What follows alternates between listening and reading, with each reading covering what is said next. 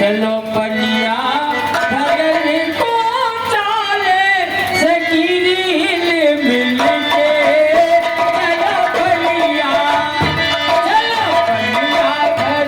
को चाले सकीरील मिल के चलो पलिया।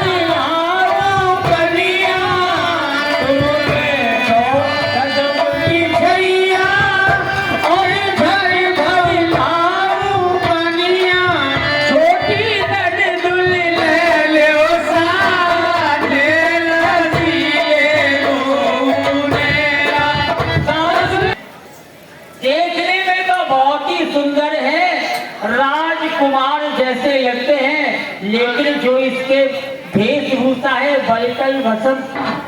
प्रणाम प्रणाम, प्रसन्न रहिए। देखिए जी, हम आपसे कुछ पूछना चाहते हैं, अगर कोई आपको हर्ज ना हो तो। पूछिए पूछिए, आप क्या पूछना चाहती हैं? मैं अकेली ना पूछेगी, जो मेरे संग की सहेली है ये भी पूछ रही है। पूछिए, सभी पूछिए। ये पूछ रही है कि बहू की माँ की खा गई आए कब। ये पूछ रही है कि जो ये सुंदर राजकुमार हैं, आप राजकुमार हैं कि ऋषि कुमार हैं, ये बताएंगे। हम राजकुमार हैं, पर इस समय हम ऋषि वेश में वन में आए हुए हैं। देखिए जी, बुरा ना माने तो एक बात और पूछ लूं। पूछिए। नारायण मत होना। और अपने पिताजी के वचनों की पूर्ति के लिए वन में 14 वर्ष बिताने के लिए आए हैं। पिताजी ने, ओ छोरिया, अरे मैं बात पूछ के आई हूँ, ध्यान से सुनो। ये महाराज दशरथ जी के पुत्र है, राजकुमार है, ऋषि कुमार नहीं है। उन्होंने इनसे कोई गलती है नहीं होगी तो वनवास दे दिया है। बता कैसी कैसी दुनिया है, बताओ कैसे सुंदर है, और वन में भेज दिए। अगर मेरे होते तो 12 महीना तक तो पेट में दे नहीं निकले। हाँ, ये हमारी धर्म पत्नी है। धर्म पत्नी। और ये हमारे छोटे भ्राता लक्ष्मण। बहुत खूब, क्या जुगल जोड़ी है दोनों को। दोनों की मैं बलिहारी जाती हूँ, जय हो। एक बात और पूछूंगी, आप बोल तो नहीं हो रहे मुझसे? नहीं नहीं, पूछिए। तो जो आपकी भार्या है, आपकी धर्म पत्नी है, इससे हम 2 मिनट अलग बात कर सकते हैं? अवश्य। अरे क्या नहीं छोड़ियो, ओ तैयार है ये, तैयार ले आओ।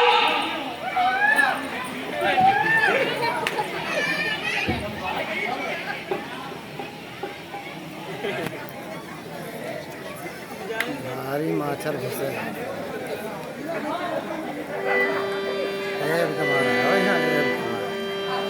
अब तुम्हारी मन की बात है, पूछ लो, मैं बुला लाई हूँ।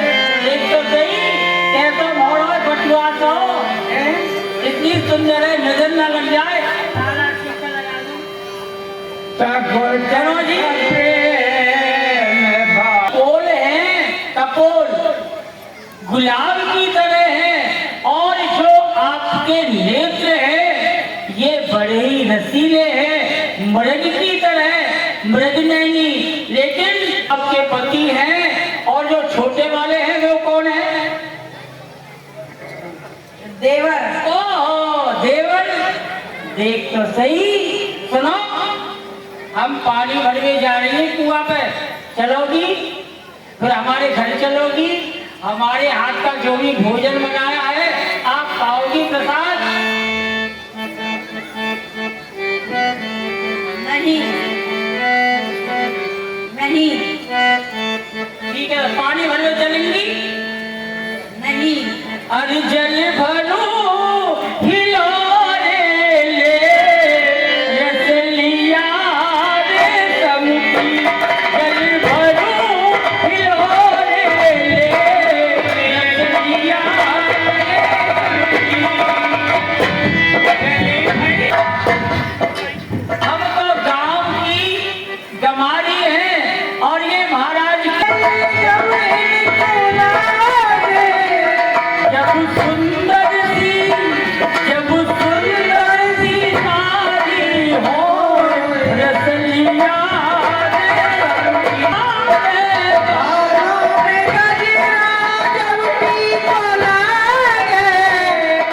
हरी बहन मारो में गजा कब नीचे लगे, कब लगे, कब लगे?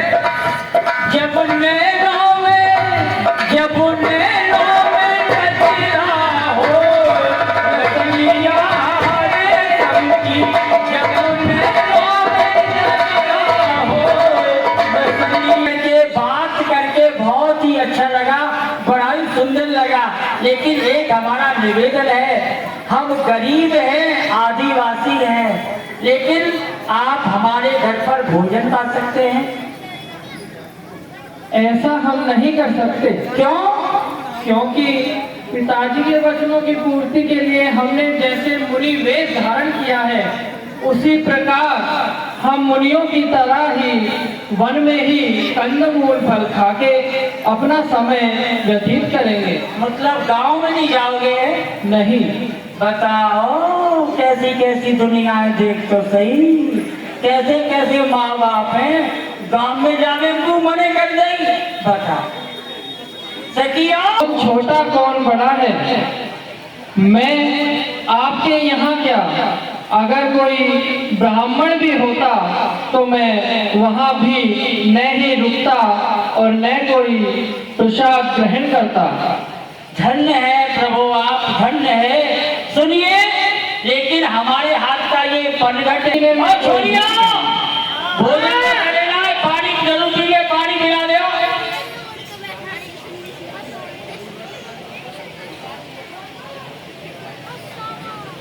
है पानी भी दे रहे।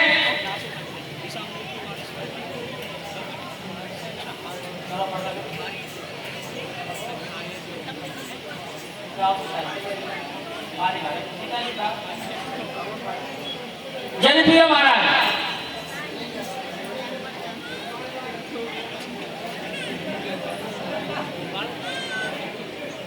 जैसा आपने बताया है कि महाराज दशरथ के पार्थिव शरीर को आपने औषधीय युक्त तेल में नाव में सुरक्षित रखवा दिया है। अब आप तुरंत किसी सेवक के द्वारा कई प्रदेश में यह संदेश भेजिए कि गुरु वशिष्ठ जी ने भरत और शत्रुघ्न को तुरंत अयोध्या में उपस्थित होने का आदेश दिया है।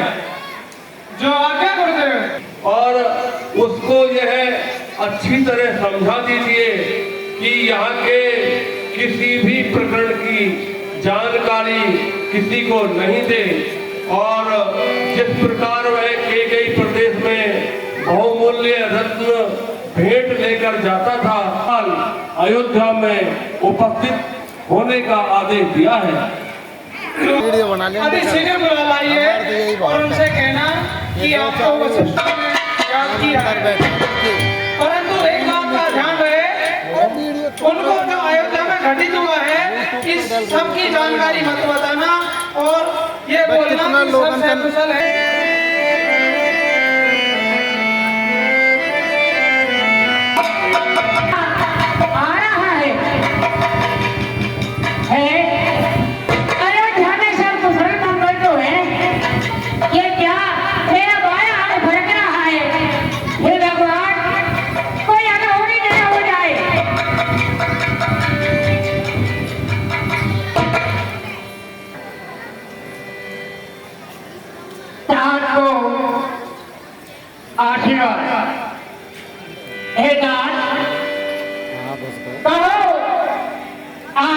कैसे आवागमन हुआ?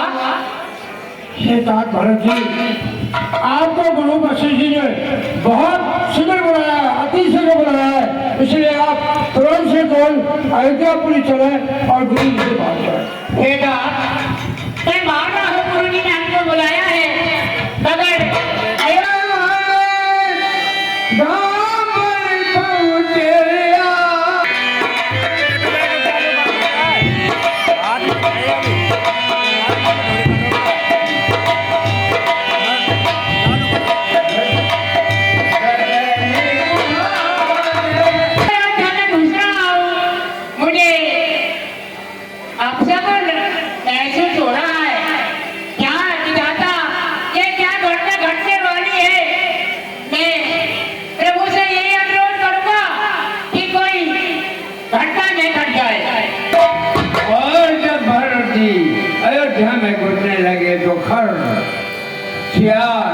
अनेकों प्रकार की वेदनाएं करने लगे तो भरत जी की शंकाएं और बढ़ने लगी।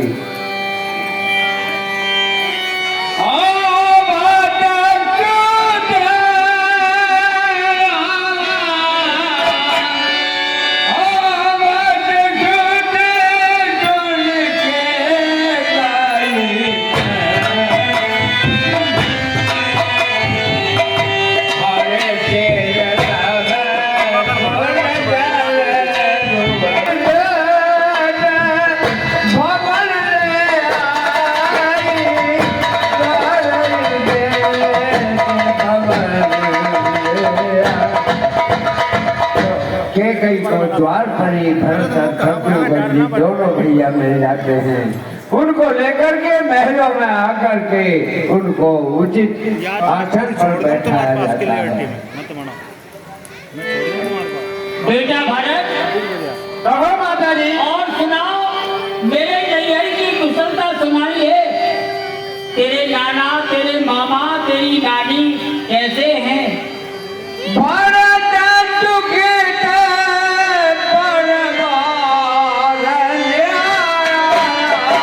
आपने पूछा, आपका पियर का हाल सुनाइए। आपके पियर में तो सब ठीक ठाक है, कुशल मंगल है, मगर मुझे अयोध्या की हालत सुनाइए।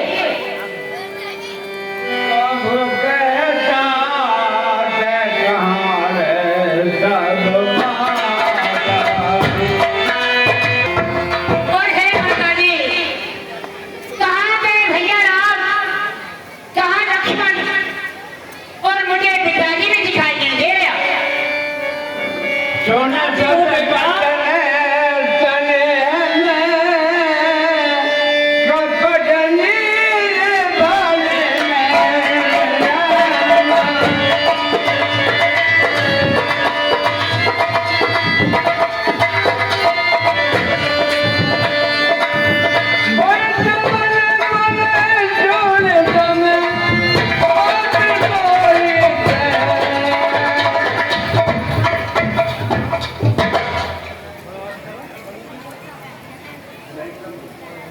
आए हो, हारे थके आए हो, कुछ आहार ले लो, बैठो, विराजो। मैं सारा वृतांत आपको सुनाती हूँ। देखिए, मैंने जो यहाँ की बात है बड़े अच्छे ढंग से उसे संभाल लिया है। क्या बात है माता जी? जो भी दासी है ना, हमारी मंत्रा, इसने मेरा बहुत सहयोग किया, इसने मेरा बहुत सहयोग किया, लेकिन करूं क्या? मेरी तो किस्मत ही ऐसी है।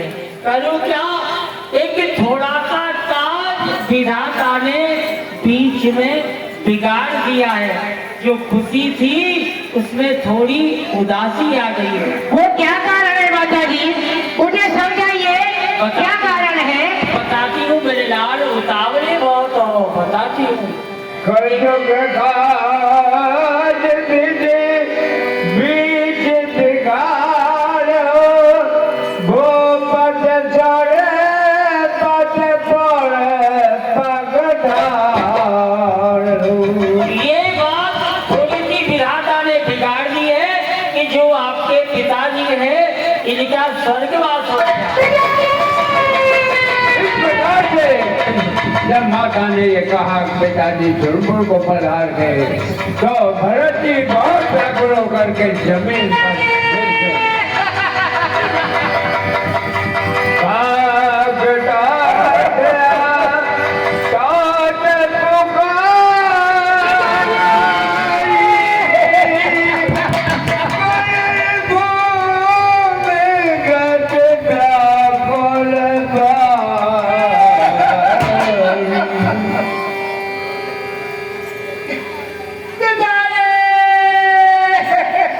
इतना सुन करके भरत जी व्याकुल होकर के पृथ्वी पर गिर जाते हैं और हे पिताजी कहते हुए बहुत ही गंभीर हो जाते हैं। सोना के भरत बावरे जी उठे सवारी, कहते तुम मरण है तुम्हें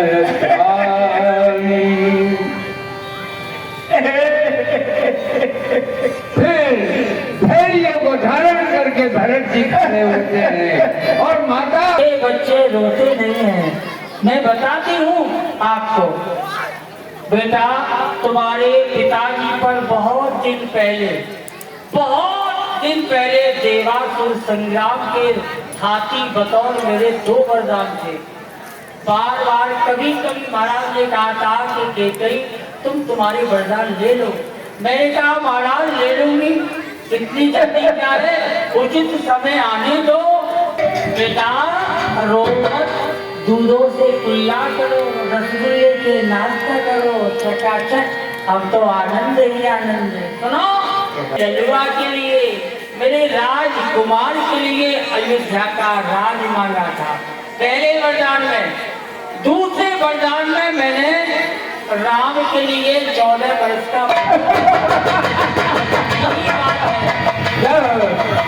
कहते हैं इस प्रकार भरत जी से कहा, भरत जी व्याकुल होकर के जमीन पर गिर जाते हैं और माता उसके कैसे कहते